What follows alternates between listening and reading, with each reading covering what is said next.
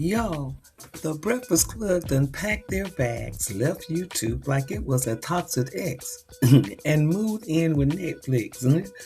Yes, Netflix, the same place that would cancel your favorite show after 2 seasons, but somehow has room for 15 iHeart podcasts. Make it make sense. And the way the internet reacted, you would have thought Charlamagne announced he was joining the MCU.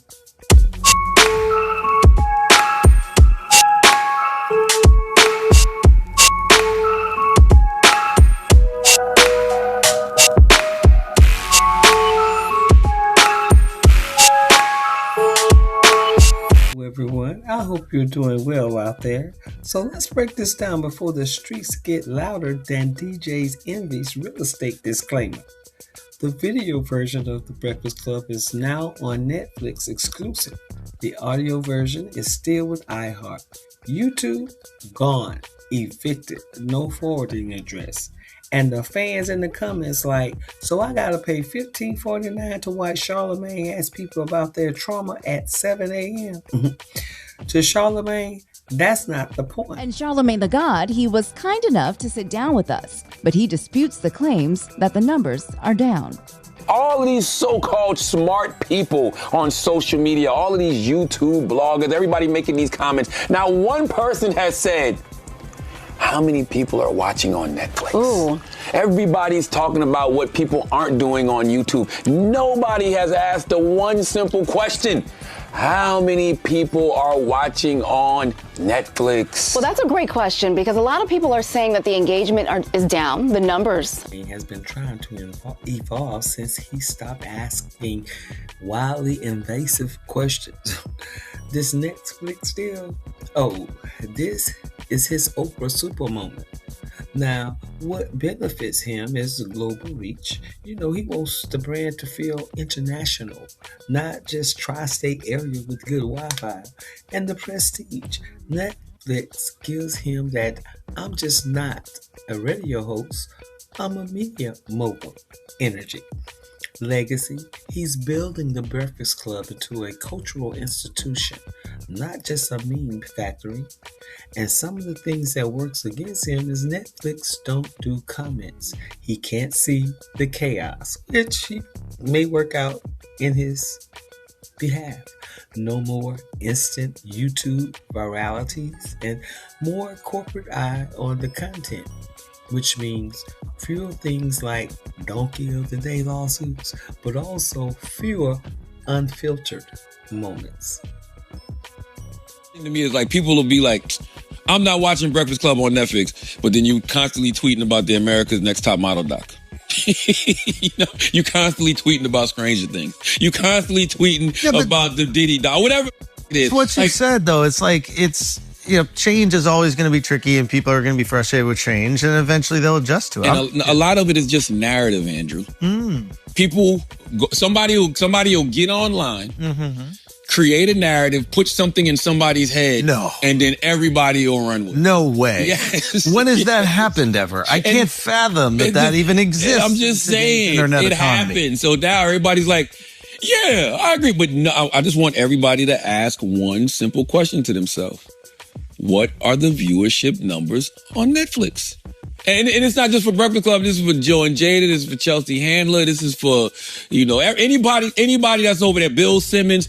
What are the numbers on Netflix? They're not going to tell you. Now, when you get the numbers on Netflix, then we can have an honest conversation on whether this is working or not. And by the way, if it don't work, I will be the first to tell y'all. Yeah. Because I want us to win. If sometimes we got to be the first over the hill to see what's over there, cool. But I'll be the first to tell you if it don't work. Yeah. Trust me, trust and believe. Okay? And I will be, yes. Also, did anybody ever watch the whole Breakfast Club on YouTube or were the interviews chopped up? Exactly. It was never the full show. Right. It was always segments, like so. And even now, when you go on the Breakfast Club on YouTube, we do put up clips. We put up clips on. So nothing has changed on social media. That's how I would organize Breakfast Club. I knew, and I said there's a brilliant idea this episode where I was like, you know what, I'm not gonna say this because I don't want to give them no ideas.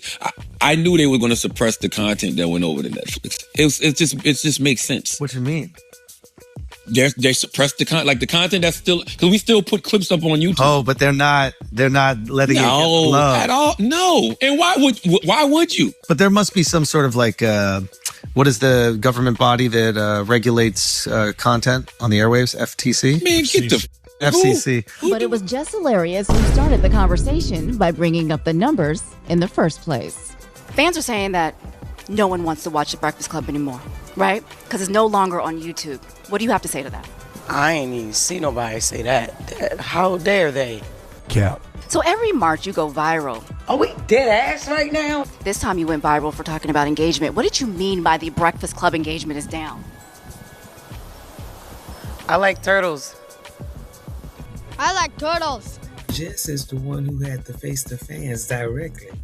And baby, the fans were heated. Now for Jess, Netflix put her in front of millions who didn't know her beyond Instagram skits. It solidifies her as an official co-host, not a rotating chair. She gets to grow her brand on a global stage. Breakfast Club been on Netflix. Man, our engagement, our people be...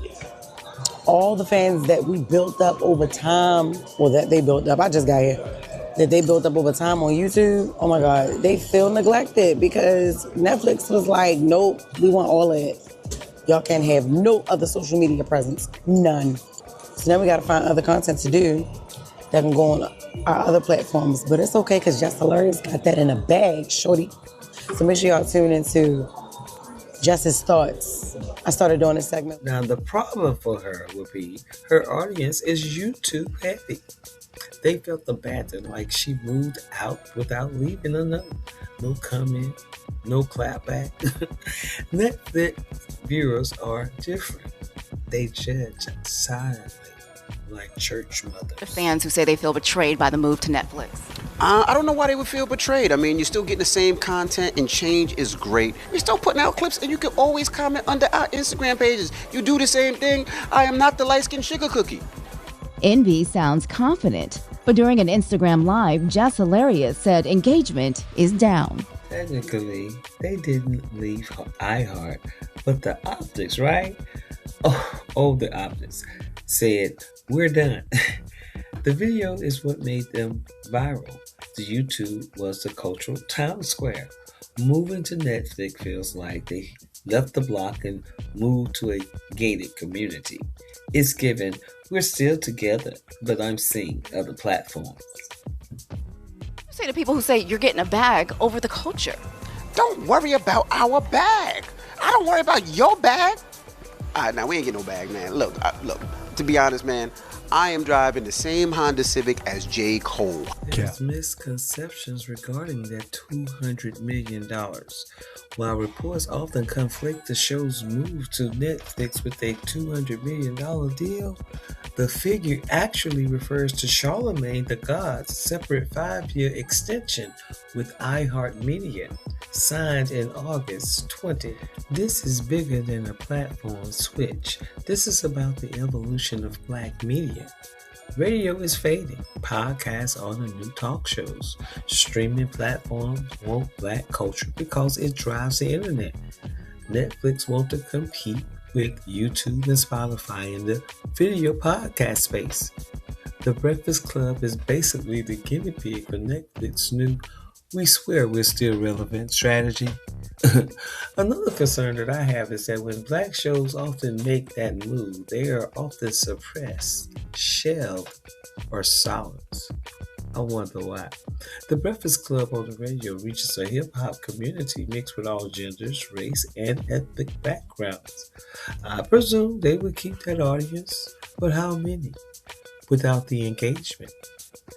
At this point, we can only hope that it was a good financial deal for them all because, as you see, Charlamagne, Envy, and Jesse are having to make adjustments to how they present their intellectual properties. They sold it all. Is this a glow-up, a sellout, a strategic move, or just another example of corporations trying to figure out how to monetize black conversations without understanding how black audience actually consume content? And they have learned from the Essence Festival.